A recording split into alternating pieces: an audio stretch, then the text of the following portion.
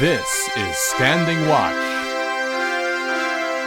And now, Evangelist Norbert Link.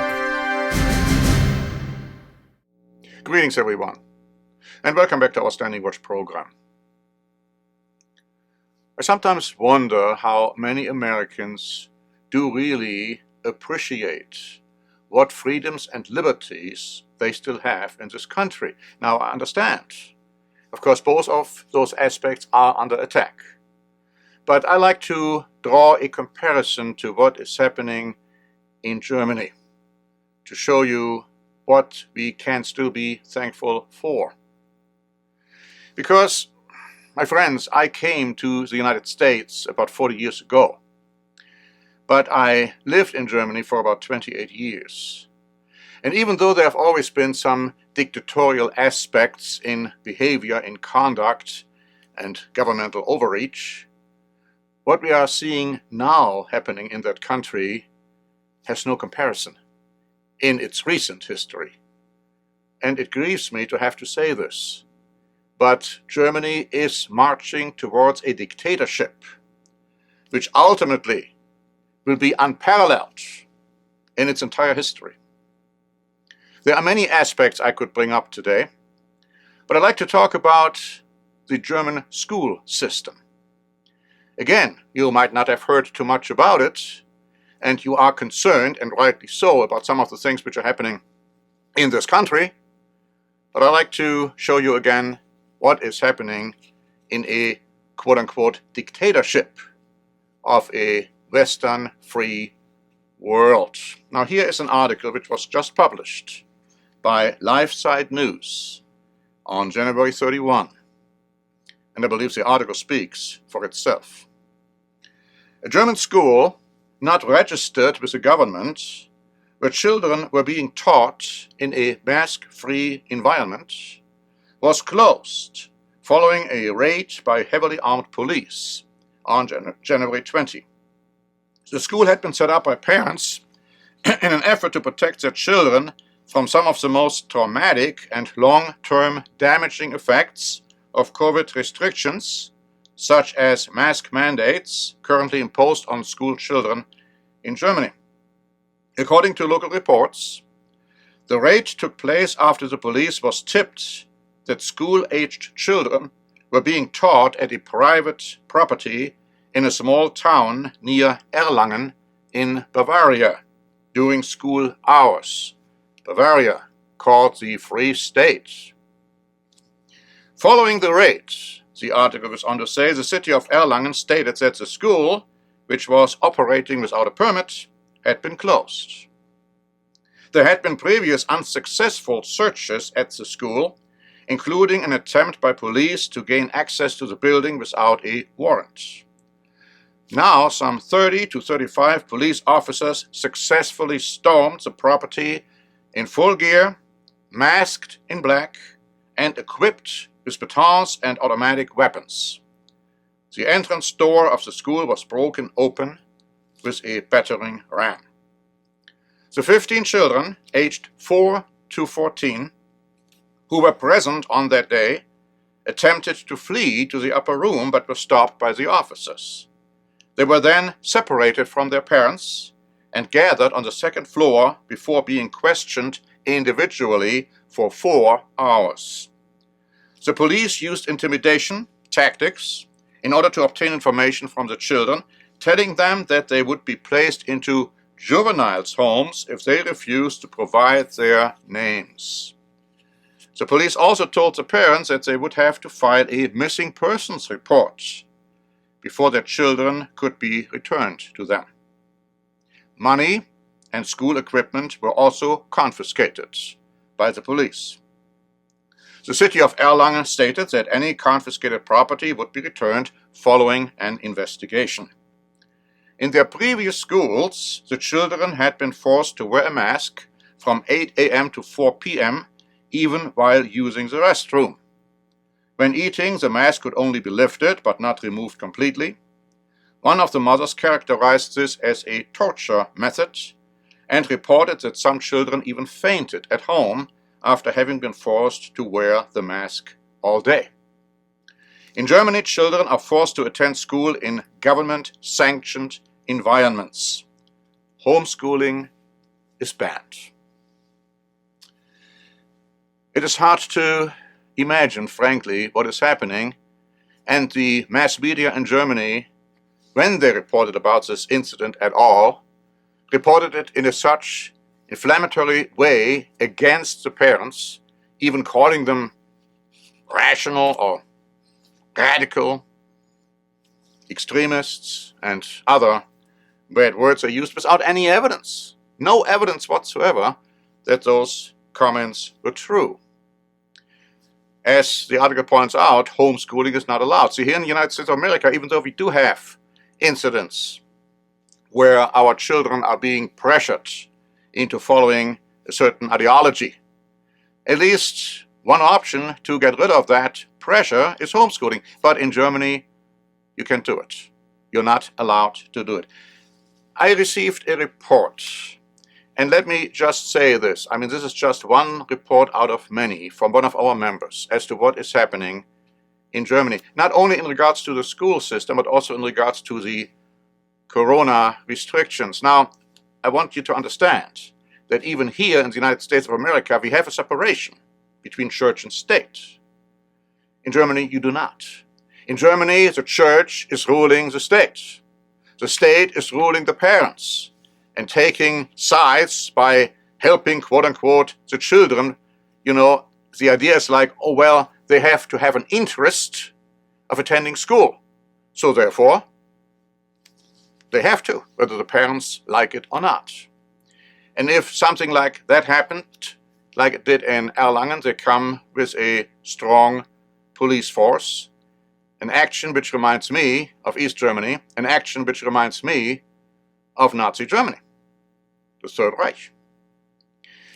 God tells his people that they have to keep not only the weekly Sabbath, which is a time span from Friday evening to Saturday evening, but also the annual holy days. Now, these are holy days which were kept not only in the Old Testament, but which were also kept in the New Testament by Jesus Christ himself and also the early apostles.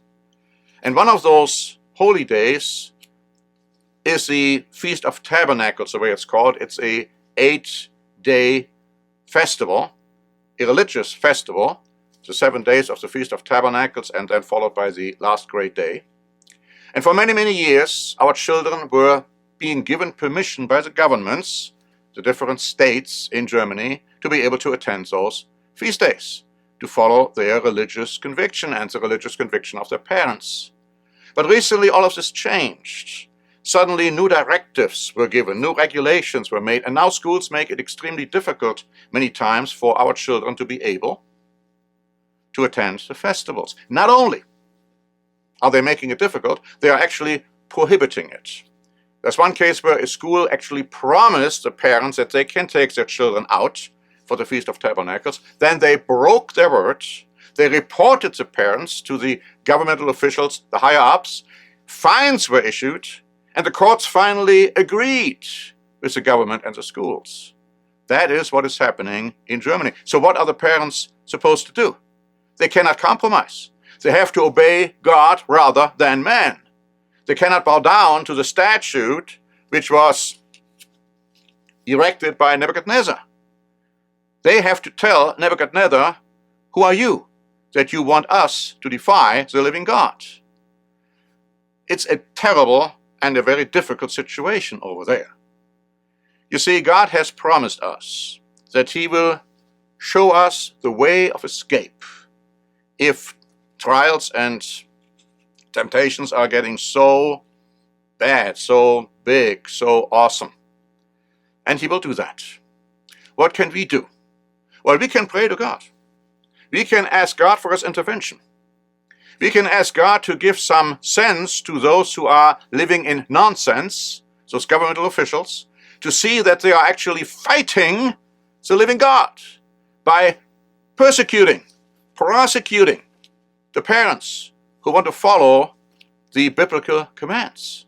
And if they are not willing to do so, God can replace them and give other people the opportunity in government to take a more liberal and a more sound and a more reasonable approach. But you see, the problem is right now, yes, we have concepts here in the United States too, where people are trying to prevent us from following our religious convictions. But for many, many years, we have established through not just the governments, but also through the court system, that our children can take off for the Feast of Tabernacles. Now, when it comes to Germany, you have a concerted effort by the schools, by the governmental officials ruling the schools, and by the courts to fight God. And it's in collaboration with the vast majority of the population. That's the difference. Here you have the occasional oddballs, those who are following the official party line, but overall people respect, to an extent, ideas and convictions which may be different from theirs. Not so in Germany. In Germany we find an absolute attack, in this case, let's say, on the unvaccinated. And they don't care why they are unvaccinated, whether they have religious, ethical, medical reasons. They don't care. They are not vaccinated. So that means they are not part of us. Like in Canada, Trudeau just said, in order to be a Canadian, you have to be vaccinated. But that was just a sole opinion by this man. In Germany, unfortunately, it's widespread. I'd like to read you a report from a member which I received the other day. Students will tear each other apart soon, initiated by the parents. My daughter's friend, our neighbor, has recently been banned from going to school with us and does not talk to my daughter anymore. We suspect that her parents forbid her contact because we are not vaccinated. The parents wanted to forbid her to go on a class trip because not all classmates were vaccinated. And I am no longer greeted when I am in the garden, but I will definitely ask the neighbors what's going on. Well, good luck with that one.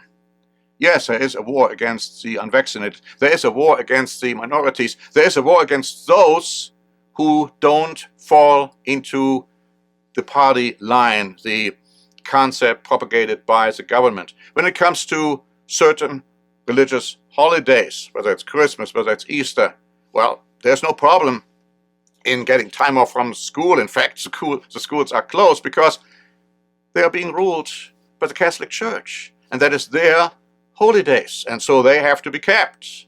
But when it comes to the godly, ordained, biblical holy days, that's a different story. That you cannot, that you must not do. So again, we can pray, we should pray for everyone who is in those kind of situations to get the strength from God to go through with what they have to do, not to compromise.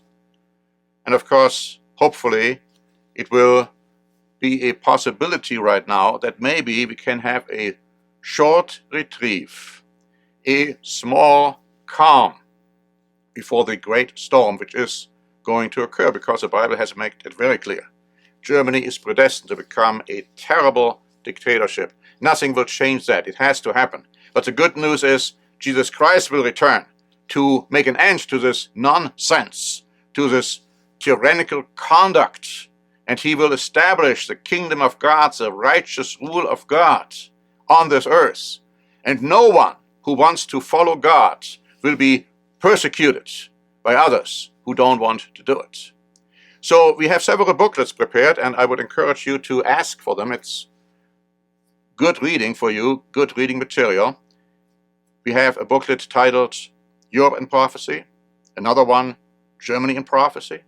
We have also a booklet about the 10 European revivals of the ancient Roman Empire, specifically talking about Germany and perhaps even Austria, and showing what kind of a terrible dictatorship is going to come. And what we are experiencing right now is just a preview, but it's also a way of bringing everybody in line to accepting this terrible, unbiblical, ungodly dictatorship.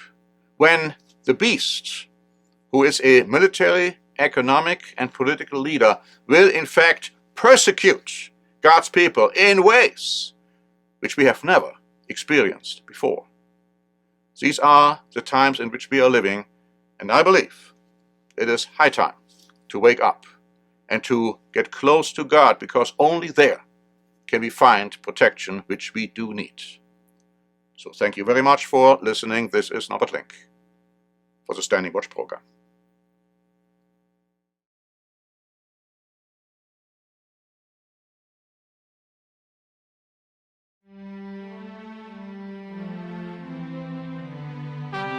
Standing Watch is a presentation by The Church of the Eternal God, P.O. Box 270519, San Diego, California 92198.